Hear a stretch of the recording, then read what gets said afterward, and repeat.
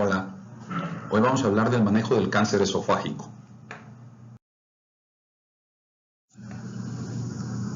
La sobrevida del cáncer esofágico ha aumentado en las últimas décadas. Esto es debido al aumento en las terapias neoadyuvantes, a la posibilidad de realizar resecciones endoscópicas de lesiones pequeñas y a que cada día tenemos mejores técnicas de rastreo y estadificación. El sistema de estadificación más comúnmente utilizado para el cáncer esofágico es el sistema TNM. Este sistema también tiene una estadificación clínica, una estadificación basada en la patología y una estadificación posterior a la terapia neoadyuvante. También al día de hoy la estadificación TNM tiene divisiones con respecto a la estadificación de patología, principalmente en el tamaño del tumor T1, el cual se divide en A y en B, donde el B tiene mayor riesgo de recurrencia. Actualmente también se ha considerado que el cáncer de cardias a 2 centímetros de la unión esofágica debe de ser tratado e incluido en la estadificación del cáncer de esófago. Esta tabla nos muestra el sistema de estadificación TNM, donde podemos hablar de T, que es el tamaño del tumor, que puede ir básicamente desde T1 a T4, donde el T1 avanza desde la lámina propia hasta la submucosa, hasta el T4, donde hay invasión de las estructuras adyacentes. En la categoría de los ganglios linfáticos, la categorización está basada en el número de ganglios linfáticos regionales que existe, dependiendo de que sea 1 o más de 7 ganglios, y evidentemente la metástasis, la presencia de. Esta es una imagen muy ilustrativa que nos puede dar una definición de la estadificación TNM, en donde la T está orientado a la profundidad de la lesión, que puede ir desde la membrana basal, lámina propia, hasta la submucosa, llegando hasta el T4, que son invasión de estructuras adyacentes.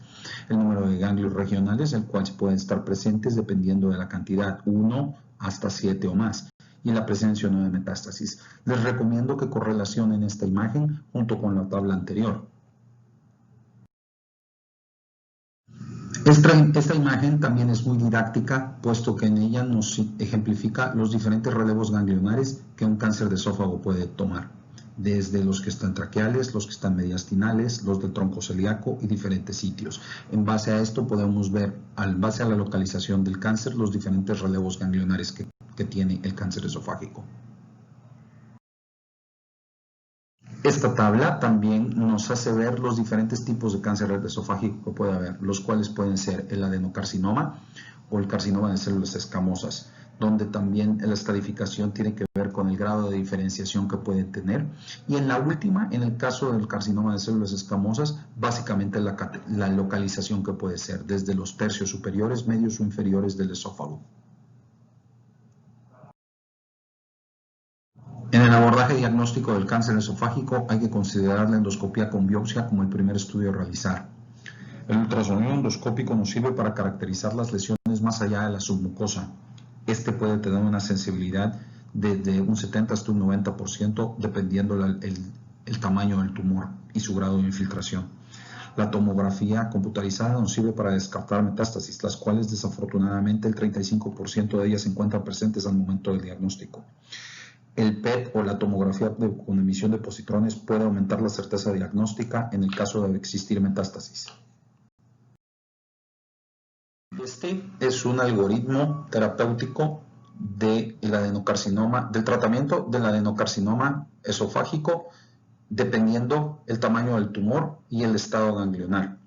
Cuando tenemos tumores pequeños, sean in situ o hasta T1, se recomiendan las terapias endoscópicas, las cuales hablaremos después, sean la resección endoscópica, la ablación o en algunos pequeños casos la esofaguectomía. Cuando tenemos un tumor T1B, que es aquel que llega a posterior a la submucosa, se recomienda la esofaguectomía. Después de esto podemos ver que en tumores que invaden estructuras adyacentes como T4 o en presencia de relevos ganglionares, se debe de iniciar ciclos de quimioterapia para después, posterior a esto, determinar si puede existir la posibilidad de hacer una esofaguectomía.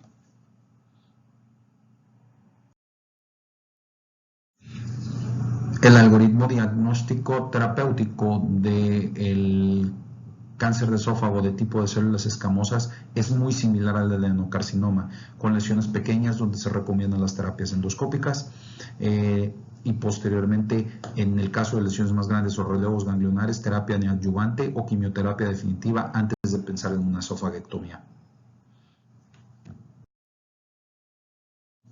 El manejo del cáncer esofágico en estadificaciones tempranas, sea tumor in situ o tumores que llegan hasta la submucosa, debe de considerarse la resección, sea por vía endoscópica o por vía quirúrgica. Estas pueden ofrecer un potencial curativo. Se recomienda las resecciones endoscópicas en lesiones inferiores a 2 centímetros y en tumores bien diferenciados. La de preferencia utilizar ablación por radiofrecuencia o crioablación. Las lesiones más grandes o menos diferenciadas deben de ser sometidas a esofaguectomía. El manejo del cáncer esofágico en T2 con presencia de ganglios antes que cualquier cosa, debe de hacerse una evaluación correcta de la estadificación ganglionar. Los pacientes con disfagia, con tumores de más de 3 centímetros y con lesiones pobremente diferenciadas, es probable que tengan una gran cantidad de lesiones ganglionares, hasta en un 90%. A estos pacientes se les recomienda llevar a cabo neoadjuvancia con quimioterapia para poder decidir si se puede hacer una esofaguectomía posterior a ella. Es el mismo caso en lesiones más grandes, T3 o T4, lesiones que involucran estructuras adyacentes o que llegan a la adventicia del esófago. Primero debe de hacerse quimioterapia neoadyuvante y posteriormente llevar al paciente una cirugía para intentar un R0. Se recomienda un ciclo de 8 a 10 semanas de adyuvancia. Normalmente el adenocarcinoma tiene una peor respuesta a la quimioterapia que el carcinoma de células escamosas. En pacientes con presencia de metástasis o invasión de estructuras no resecables, como puede ser la aorta, la aurícula izquierda y la columna, el tratamiento de elección es la quimioterapia definitiva, la cual mejora la disfagia y la sobrevida. También se pueden ofrecer ciclos de radioterapia, la cual mejora la disfagia, el dolor y si la lesión llegara a tener sangrado, puede tener mejoría. En algunos casos se sugiere también la utilización de stent endoscópicos. Las resecciones endoscópicas del cáncer esofágico se recomiendan en pacientes que no tengan invasión linfovascular. Se deben de realizar normalmente múltiples sesiones y hacer al mismo tiempo endoscopias seriadas hasta obtener metaplasia en las biopsias. La resección endoscópica de la mucosa se recomienda en lesiones menores de 2 centímetros de tamaño. La resección a través de la disección submucosa en lesiones de más de 2 centímetros de tamaño, o sea, lesiones largas. También existen técnicas de ablación por radiofrecuencia y crioterapia. La esofaguectomía en el cáncer esofágico es el tratamiento quirúrgico de elección. El tipo de esofaguectomía dependerá de la localización de la lesión y de la preferencia del cirujano. El objetivo primordial de hacer una esofaguectomía es hacer una resección R0 sin tumor residual y obtener un número de ganglios linfáticos adecuados. Se supone que debe de ser alrededor de 15.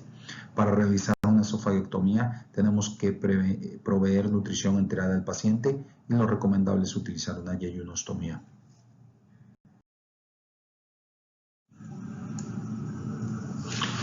El tratamiento actual del cáncer esofágico es una esofaguectomía en 2 tiempos o técnica de Ebor-Lewis. Actualmente esta esofaguectomía se hace mínimamente invasiva.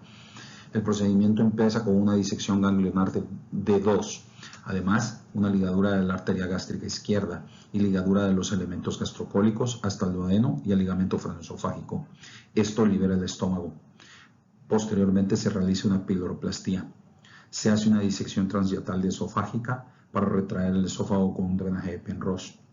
Se hace una tubulización del estómago con engrapadoras y se dejan 5 centímetros sin dividir para poderlo subir a la fase torácica.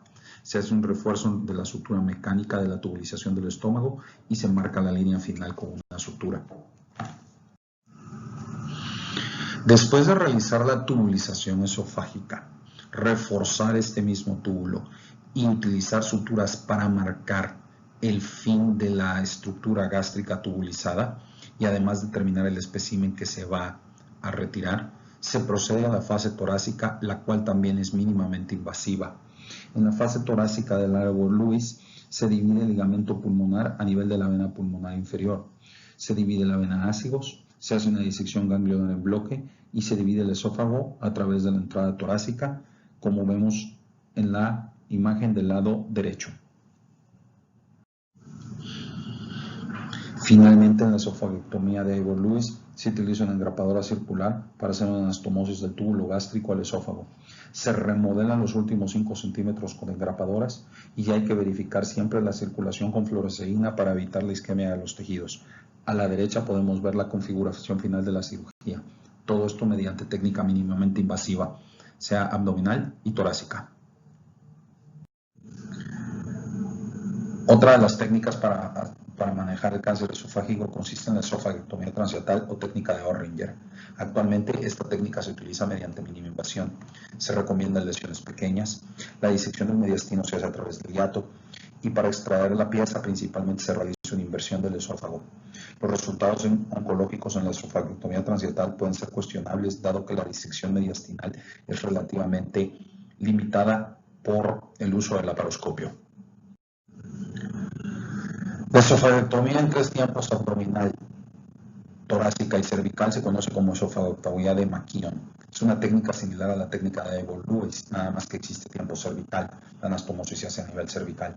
La anastomosis se hace normalmente con PDS de 4 ceros a nivel del cuello. Finalmente, la vigilancia del cáncer esofágico debe de ser estrecha, dado que el 90% de la recurrencia ocurre dentro de los 2 primeros años. La vigilancia debe de ser cada 3 a 6 meses durante los primeros 2 años y posteriormente de 6 a 12 meses por los siguientes años. Muchas gracias.